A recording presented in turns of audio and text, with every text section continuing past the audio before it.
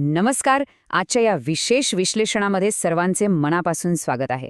आज आपण शेतीमधल्या अशा काही मूलभूत पण अत्यंत शक्तिशाली पद्धतींबद्दल बोलणार आहोत, ज्या एकदा का समजून घेतल्या आणि आपल्या रोजच्या कामात आणल्या तर शेतीकडे बघण्याचा आणि ती करण्याचा आपला दृष्टिकोन कायमचा बदलून जाऊ शकतो. बघा, अनेक शेतकरी बांधव वर्षानुवर्षे पिढ्यानपिढ्या फक्त आणि फक्त कष्ट उपसतात, पण हातात काय लागतं तर निराशा आणि कर्ज. यामागचं कारण त्यांच्या मेहनतीत काही कमी आहे असं अजिबात नाही, तर योग्य पद्धतीचा, एका योग्य सिस्टीमचा अभाव आहे. म्हणूनच आज आपण अशाच 5 शक्तिशाली सिस्टीम्सबद्दल सविस्तरपणे खोलवर जाऊन जाणून घेणार आहोत, ज्याचा वापर करून कोणताही शेतकरी आपला नफा अनेक पटींनी वाढवू शकतो.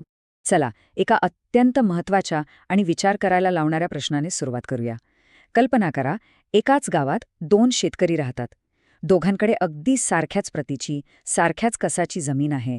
दोघांनाही एकाच स्रोतातून पाणी उपलब्ध होतं. आणि इतकंच नाही, तर दोघेही एकाच हंगामात एकसारखंच पीक घेतात. पण जेव्हा हंगाम संपतो तेव्हा चित्र मात्र पूर्णपणे वेगळं असतं. एका शेतकऱ्याच्या चेहऱ्यावर समाधानाचं हसू असतं, त्याच्या घरात समृद्धी आलेली असते. तर दुसरा शेतकरी मात्र कर्जाच्या ओझ्याखाली आणखी दबलेला असतो. त्याचा तोच संघर्ष पुन्हा नव्याने सुरू होतो. असं का होतं? याचं उत्तर त्यांच्या मेहनतीत नाहीये. कारण शेतकरी म्हटलं की मेहनत आलीच. दोन्ही शेतकरी प्रचंड मेहनत करतात, घाम गाळतात. खरा फरक आहे तो त्यांच्या कामाच्या पद्धतीत, म्हणजेच त्यांच्या सिस्टीममध्ये. एक जण ठरवून एका सिस्टीमने काम करतो, तर दुसरा फक्त येणाऱ्या परिस्थितीवर प्रतिक्रिया देत राहतो. या 2 पद्धतींमधला फरक आपण जरा नीट समजून घेऊया. आपल्या देशातले बहुसंख्य शेतकरी दुर्दैवाने रिॲक्शन बेस्ड फार्मिंग म्हणजेच प्रतिक्रिया आधारित शेती करतात. म्हणजे काय होतं यात, तर सकाळी उठायचं, थेट शेतात जायचं आणि जे काम समोर दिसेल ते सुरू करायचं. आज काय करायचं, का करायचं याचं काही नियोजन नसतं. अचानक पिकावर एखादा रोग दिसला की मग धावपळ सुरू होते औषध आणायला. पाणी कमी झालं की मग विहिरीकडे किंवा मोटरकडे धाव घेतली जाते. यात फक्त आणि फक्त गोंधळ, धावपळ आणि मनस्ताप होतो. याच्या अगदी उलट यशस्वी शेतकरी सिस्टम बेस्ड फार्मिंग करतात. त्यांच्या प्रत्येक दिवसाची, प्रत्येक कामाची एक ठरलेली पद्धत असते. ते आधी शांतपणे निरीक्षण करतात, मग त्या निरीक्षणाच्या आधारे नियोजन करतात आणि त्यानंतरच कामाला सुरुवात करतात. त्यांच्या कामात एक सुसूत्रता असते, एक प्रकारची शांतता आणि परिस्थितीवर एक नियंत्रण असतं. तर आज आपण याच सिस्टम आधारित शेतीचे जे 5 मुख्य स्तंभ आहेत त्यावर सविस्तर चर्चा करणार आहोत. यातली पहिली आहे उत्पादकता सिस्टम, जी कमी कष्टात जास्त काम कसं करायचं हे शिकवते आणि कामाची गुणवत्ता वाढवते. दुसरी आहे दैनंदिन वेळेचा व्यवस्थापन, जी दिवसाच्या प्रत्येक तासाचा योग्य आणि प्रभावी वापर कसा करायचा हे सांगते. तिसरी आणि सगळ्यात महत्त्वाची आहे आर्थिक सिस्टम, जी आपल्याला आपल्या पैशावर नियंत्रण मिळवून देते. चौथी सिस्टम आहे तंत्रज्ञानाचा स्मार्ट वापर, जी आजच्या युगातल्या साधनांना उत्पन्नाचं माध्यम बनवते. आणि पाचवी आहे हंगामी आणि ताण व्यवस्थापन, जी निसर्गाच्या सर्वात कठीण काळात पिकाला आणि शेतकऱ्याला वाचवते. हा एक संपूर्ण आराखडा आहे, एक प्लेबुक आहे, जो कोणत्याही शेतकऱ्याला यशस्वी होण्याच्या मार्गावर नक्कीच मदत करेल. चला तर मग आपल्या पहिल्या आणि सगळ्यात पायाभूत सिस्टीमने सुरुवात करूया. ही आहे उत्पादकता सिस्टीम. ही सिस्टीम खरं तर शेतकऱ्याच्या रोजच्या कामाकडे बघण्याचा दृष्टिकोनच पूर्णपणे बदलून टाकते. ही सिस्टीम आपल्याला शिकवते की आपल्याच शेतात फक्त एक मजूर म्हणून दिवसभर राबण्यापेक्षा त्याच शेताचा एक मॅनेजर बनून हुशारीने काम करून जास्त उत्पादन कसं मिळवता येतं. कमी कष्टात, कमी वेळेत जास्त आणि चांगले परिणाम कसे साधायचे, हेच या सिस्टीमचं मुख्य सार आहे. एक हुशार शेतकरी जो स्वतःला आपल्या शेताचा मॅनेजर समजतो, तो रोज फक्त या 3 सोप्या पायऱ्यांच्या सिस्टमचे काटेकोरपणे पालन करतो. पहिली आणि सर्वात महत्त्वाची पायरी आहे निरीक्षण. याचा अर्थ सकाळी उठून थेट कामाला सुरुवात करण्याआधी एक फेरफटका मारून शांतपणे आपल्या शेताची, आपल्या पिकाची नेमकी अवस्था काय आहे हे समजून घेणे.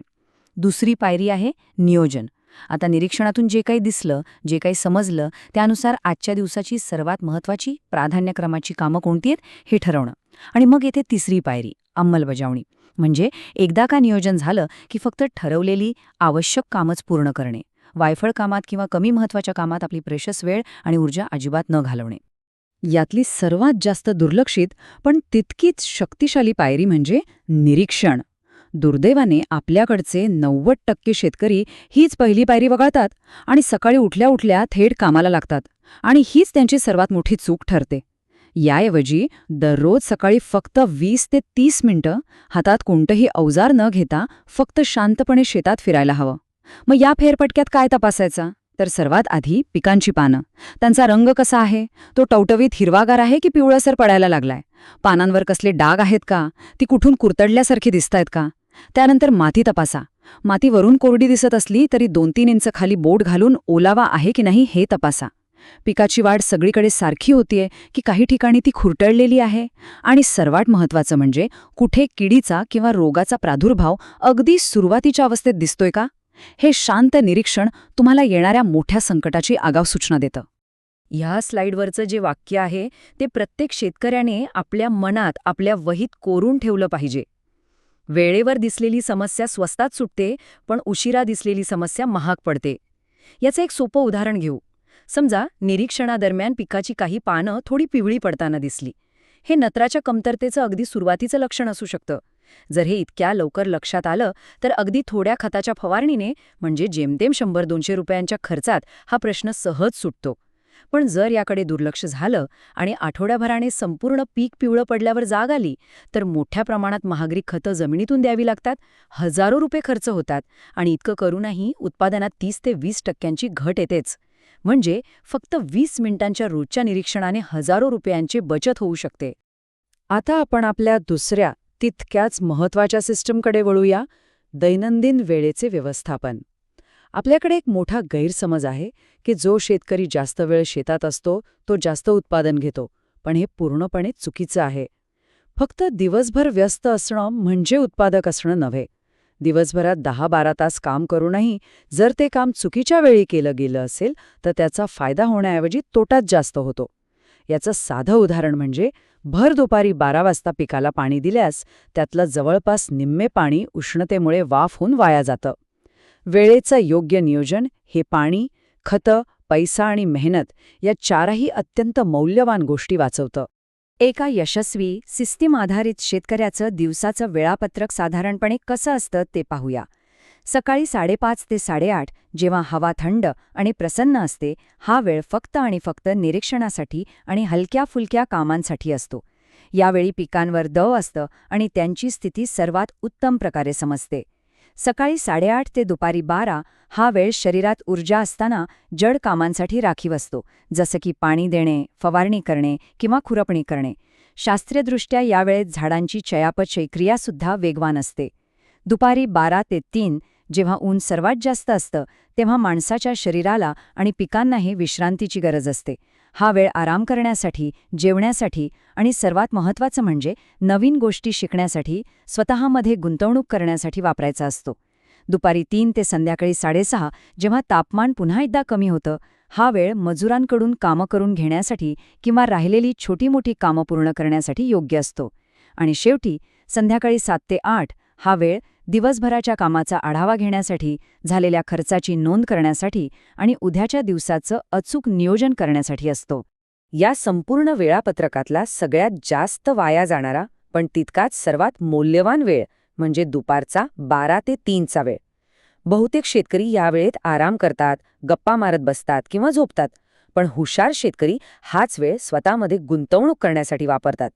ते YouTubeवर शेतीतले नवनवीन तंत्रज्ञानाचे व्हिडिओ पाहतात, कृषी तज्ज्ञांचे लेख वाचतात किंवा मोबाईल ॲप्सवर वेगवेगळ्या बाजारपेठांमधले भाव तपासतात. कारण एक गोष्ट कायम लक्षात ठेवली पाहिजे, आजचं उत्पन्न हे आजच्या मेहनतीवर अवलंबून आहे. पण भविष्यकालीन उत्पन्न म्हणजे पुढच्या वर्षी 5 वर्षांनी किती उत्पन्न मिळेल हे यावर अवलंबून आहे की शेतकरी आपला दुपारचा वेळ नवीन गोष्टी शिकण्यासाठी कसा वापरतो. यशस्वी शेतकऱ्यांचा आणखी एक गुपित म्हणजे त्यांची रात्रीची फक्त 10 मिनिटांची एक छोटीशी सवय. ते रोज रात्री झोपण्यापूर्वी एका वहीत किंवा मोबाईलमध्ये फक्त 3 गोष्टींची नोंद करतात. 1. आज दिवसभरात कोणती महत्त्वाची कामं पूर्ण झाली. उदाहरणार्थ, पाणी देणे पूर्ण झाले. 2. आज शेतीवर नेमका किती पैसा खर्च झाला. अगदी चहाच्या खर्चापासून ते मजुरीपर्यंत प्रत्येक रुपयाचा हिशोब. आणि 3. उद्या कोणती कामं करायची आहेत आणि त्यासाठी काय तयारी लागेल. उदाहरणार्थ, उद्या फवारणी करायची आहे, त्यासाठी औषध आणि मजूर तयार आहेत का. ही खूप छोटीशी सवय आहे, पण यामुळे दुसऱ्या दिवशी सकाळी उठल्यावर काय करायचं आहे याची पूर्ण स्पष्टता असते. डोक्यावरचा ताण कमी होतो आणि दिवसभर भरकटल्यासारखं वाटत नाही. आता आपण त्या भागाकडे वळूया जिथे शेतीचा सगळा खेळ अवलंबून असतो, पैसा. आणि इथे एक कटू सत्य आहे जे आपल्याला स्वीकारावं लागेल. आपल्या देशातील बहुतांश शेतकऱ्यांना हेच माहीत नसतं की ते खरंच नफ्यात आहेत की तोट्यात. त्यांना फक्त एवढंच दिसतं की हंगामाच्या शेवटी काही पैसा आला आणि तो काही दिवसांतच खर्चही झाला. पण तो पैसा कुठे गेला, का गेला आणि त्याला कसं नियंत्रणात ठेवायचं याची कोणतीही ठोस व्यवस्था त्यांच्याकडे नसते. आर्थिक सिस्टमशिवाय शेती करणं म्हणजे एका फुटलेल्या टाकीत सतत पाणी भरत राहण्यासारखं आहे. किती पाणी भरा, टाकी कधीच भरणार नाही. शेतकरी नेहमी उत्पादनावर आणि पिकाला मिळणाऱ्या दरावर लक्ष केंद्रित करतात. पण नफ्याच्या समीकरणातला तिसरा आणि सर्वात महत्त्वाचा भाग म्हणजे खर्च. याकडे मात्र सर्रास दुर्लक्ष केलं जातं. नफा म्हणजे उत्पन्न वजा खर्च. आपण एका एकराचा सर्वसाधारण खर्च पाहूया. मजुरी साधारणपणे 15,000 रुपये, रासायनिक खतं 12,000 रुपये, कीटकनाशकं आणि बुरशीनाशकं मिळून 6,000 रुपये, सिंचनाचा खर्च 5,000 रुपये आणि इतर किरकोळ खर्च जसे की बियाणे, वाहतूक मिळून 2,000 रुपये. म्हणजे एकूण खर्च अगदी सहजपणे 40,000 रुपयांपर्यंत पोहोचतो. हे आकडे प्रत्येक पिकासाठी आणि भागासाठी थोडेफार बदलू शकतात, पण मुद्दा हा आहे की अशा प्रकारे खर्चाची नोंद ठेवणं अत्यंत महत्त्वाचं आहे. आता विचार करा, जर एका एकरातून 60,000 रुपयांचं उत्पन्न मिळालं तर अनेक शेतकऱ्यांना वाटतं की हा खूप चांगला नफा आहे. पण जेव्हा आपण या 60,000 रुपयांच्या उत्पन्नातून आपण केलेल्या 40,000 रुपयांचा खर्च वजा करतो, तेव्हा हातात उरणारी रक्कम म्हणजे आपला निव्वळ नफा फक्त 20,000 रुपये असतो. 4 महिन्यांचे कष्ट, ऊन पावसातली मेहनत आणि घेतलेल्या जोखमीचं फळ फक्त 20,000 रुपये. बहुतेक शेतकरी हा साधा हिशोबच करत नाहीत आणि त्यामुळेच ते आर्थिकदृष्ट्या कधीच पुढे जाऊ शकत नाहीत. त्यांना वाटतं चांगलं उत्पन्न मिळालं म्हणजे चांगला नफा झाला, पण हे एक अर्धसत्य आहे. ह्या स्लाइडवरचं उदाहरण पहा. हे खर्चाच्या व्यवस्थापनाचं महत्त्व किती आहे हे अगदी स्पष्ट करतं. इथे 2 शेतकरी आहेत, अ आणि ब. दोघांनाही त्यांच्या पिकातून सारखंच 60,000 रुपयांचं उत्पन्न मिळतं. पण शेतकरी अचा खर्च 40,000 रुपये आहे, त्यामुळे त्याचा नफा फक्त 20,000 रुपये उरतो. तर शेतकरी ब ने योग्य नियोजन करून अनावश्यक खर्च टाळून आपला खर्च 30,000 रुपयांवर आणला आहे. त्याचा परिणाम काय झाला तर त्याचा नफा थेट 30,000 रुपये झाला. उत्पन्न सारखं असूनही फक्त खर्चावर नियंत्रण मिळवल्यामुळे शेतकरी बचा नफा 50% वाढला. खरा नफा उत्पन्न वाढवून नाही तर खर्च कमी करून जास्त प्रभावीपणे वाढवता येतो. व्यवसायातला एक साधा पण अत्यंत महत्त्वाचा नियम शेतीलाही तंतोतंत लागू होतो. जे मोजले जाते तेच सुधारले जाते. जोपर्यंत प्रत्येक एकराचा, प्रत्येक पिकाचा खर्च लिहायला सुरुवात होत नाही, तोपर्यंत तो खर्च कमी कुठे करायचा हे कळणारच नाही. प्रत्येक अनावश्यक फवारणी, प्रत्येक गरजेपेक्षा जास्त दिलेला खताचा डोस म्हणजे शेतकऱ्याच्या नफ्यातून थेट होणारी घट आहे. म्हणून प्रत्येक मोठा खर्च करण्याआधी प्रत्येक शेतकऱ्याने स्वतःला 3 प्रश्न विचारले पाहिजेत. 1. हे करणं खरंच गरजेचं आहे का? 2. यातून मला काय परतावा मिळणार आहे? आणि 3. याला काही स्वस्थ आणि तितकाच प्रभावी पर्याय उपलब्ध आहे का? आता आपण आधुनिक शेतीच्या एका अत्यंत महत्त्वाच्या भागाकडे वळूया. आज प्रत्येक शेतकऱ्याच्या हातात एक खूप मोठं आणि शक्तिशाली साधन आहे, तो म्हणजे स्मार्टफोन. पण हे एक दुधारी शस्त्र आहे. याचा वापर करून शेतकरी आपलं उत्पन्न दुप्पटही करू शकतो किंवा आपला मौल्यवान वेळ आणि पैसा वारा घालवून स्वतःचं मोठं नुकसानही करून घेऊ शकतो. या एकाच साधनाचा वापर करणारे 2 प्रकारचे शेतकरी आज आपल्याला दिसतात. पहिला प्रकार म्हणजे वेळ वाया घालवणारे वापरकर्ते. ते मनोरंजनासाठी किंवा फक्त वेळ घालवण्यासाठी मोबाईलचा वापर करतात. कोणतेही व्हिडिओ पाहतात, व्हॉट्सॲपवर येणाऱ्या प्रत्येक फॉरवर्ड मेसेजवर डोळे झाकून विश्वास ठेवतात आणि अनेकदा चुकीच्या सल्ल्यांचं पालन करून आपल्या पिकाचं नुकसान करून घेतात. दुसरा प्रकार आहे स्मार्ट डिजिटल फार्मरचा. तो मोबाईलकडे एक साधन, एक हत्यार म्हणून पाहतो. तो मोबाईलचा वापर नवीन तंत्रज्ञान शिकण्यासाठी, हवामानाचा अचूक अंदाज घेण्यासाठी आणि बाजारभाव तपासून आपला माल विकण्याचा योग्य निर्णय घेण्यासाठी करतो. मोबाईल तोच असतो, पण एकासाठी तो मनोरंजनाचं साधन आहे तर दुसऱ्यासाठी उत्पन्नाचं. मोबाईलचा प्रभावी वापर करण्यासाठी ही 4 सूत्री प्रणाली वापरता येते. पहिलं, रोज शेतीबद्दलचा किमान एक उपयुक्त, माहितीपूर्ण व्हिडिओ पाहण्याचा नियम करावा आणि त्यातील फक्त एक गोष्ट आपल्या शेतात वापरून बघावी. दुसरं, हवामानाचा अंदाज रोज सकाळी उठल्यावर तपासावा. जर 2 दिवसांनी पाऊस येणार असेल तर आज पाणी देण्याचा खर्च आणि वेळ सहज वाचवता येतो. तिसरं, आपल्या जवळच्या मंडईतले किंवा बाजार समितीतले दर नियमितपणे तपासावेत. यामुळे आपला माल नेमका कधी विकायला न्यायचा याचा योग्य निर्णय घेता येतो. आणि चौथं, व्हॉट्सॲप ग्रुपचा वापर अत्यंत काळजीपूर्वक करावा. माहितीच्या गोंधळात अडकण्यापेक्षा फक्त विश्वसनीय कृषी तज्ज्ञांचाच सल्ला घ्यावा. एक गोष्ट निश्चित आहे की येणारा काळ हा पूर्णपणे तंत्रज्ञानाचा आहे. तंत्रज्ञान कधीही शेतकऱ्यांची जागा घेणार नाही, पण एक गोष्ट लक्षात घ्या, जे शेतकरी तंत्रज्ञानाचा प्रभावी वापर करतील ते तंत्रज्ञान न वापरणाऱ्या शेतकऱ्यांची जागा नक्कीच घेतील. त्यामुळे फक्त मोबाईल वापरणारे न बनता एक स्मार्ट डिजिटल शेतकरी बनणं ही काळाची सर्वात मोठी गरज आहे. आणि आता आपण अशा हंगामाबद्दल बोलूया जिथे बहुतेक शेतकरी पैसे कमावण्याऐवजी गमावतात, तो म्हणजे कडक उन्हाळा, विशेषतः एप्रिल आणि मे महिना. या काळात तापमान 40-42 अंशांच्या पुढे जातं, पाण्याची तीव्र कमतरता भासते आणि पीक प्रचंड तणावाखाली येतं. या काळात यशस्वी होण्यासाठी फक्त एकच मंत्र लक्षात ठेवायचा आहे, पिकाची वाढ करण्यावर नाही तर पिकाचं ताण व्यवस्थापन करण्यावर, म्हणजे स्ट्रेस मॅनेजमेंटवर लक्ष केंद्रित करणे. उन्हाळ्यात तापमान वाढलं की पिकाला जास्त पाणी द्यायचं, हा एक खूप मोठा गैरसमज आपल्याकडे आहे. उलट जास्त पाण्यामुळं जमिनीत हवा खेळती राहत नाही आणि मुळं सडण्याचा धोका वाढतो. उन्हाळ्यात पिकाला जास्त पाण्याची नाही तर योग्य वेळी आणि योग्य प्रमाणात दिलेल्या पाण्याची गरज असते. पाणी देण्याची सर्वोत्तम वेळ म्हणजे सकाळी लवकर किंवा संध्याकाळी उशिरा. भर दुपारी पाणी दिल्यास पाण्याची वाफ होतेच, पण गरम जमिनीमुळे ते पाणीही गरम होतं आणि मुळांना इजा पोहोचवते. पाणी किती द्यायचं हे वेळापत्रकानुसार नाही तर जमिनीत 2-3 इंच बोट घालून ओलावा तपासून ठरवावं. जर ओलावा असेल तर पाणी देण्याची घाई करू नये. उन्हाळ्यात पाणी वाचवण्याचा आणि पिकाला ताणापासून वाचवण्याचा एक सोपा, स्वस्थ आणि अत्यंत प्रभावी उपाय म्हणजे मल्चिंग किंवा ज्याला आपण आच्छादन म्हणतो. उसाचं पाचट, गव्हाचा भुसा किंवा इतर कोणताही वाळलेला पालापाचोळा पिकाच्या मुळांभोवती जमिनीवर पसरल्याने अनेक चमत्कारी फायदे होतात. यामुळे सूर्याची थेट किरणं जमिनीवर पडत नाहीत, त्यामुळे जमिनीतून होणारं बाष्पीभवन 30 ते 40% कमी होतं. जमिनीचं तापमान नियंत्रणात राहतं, ज्यामुळे मुळं थंड राहतात आणि अधिक कार्यक्षमतेने काम करतात.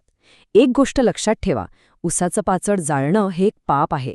त्याचा आच्छादनासाठी वापर करणं हा निसर्गाचा आणि आपल्या पिकाचा खरा सन्मान आहे. शेवटी एक गोष्ट कायम लक्षात ठेवली पाहिजे, उन्हाळा हा नवीन प्रयोग करण्याचा किंवा पिकाची भरघोस वाढ अपेक्षित करण्याचा काळ नाही, तर हा पिकाच्या संरक्षणाचा काळ आहे. या काळात पिकाची वाढ हे ध्येय न ठेवता पिकाला जिवंत ठेवणं हे ध्येय असलं पाहिजे. कारण शेतीमध्ये जो शेतकरी पिकावरचा ताण आणि पर्यायाने स्वतःवरचा आर्थिक ताण व्यवस्थापित करायला शिकतो, तोच शेतकरी खरा नफा सुरक्षित करतो आणि शेवटी यशस्वी होतो. या 5 सिस्टम्स फक्त माहिती नाहीत, तर त्या यशस्वी आणि नफा देणाऱ्या शेतीचा एक संपूर्ण मार्ग आहेत. जर या विश्लेषणाने शेतकऱ्यांच्या विचारांना नवी दिशा दिली असेल, लाईक करा, सबस्क्राईब करा आणि हा व्हिडिओ शेअर करा.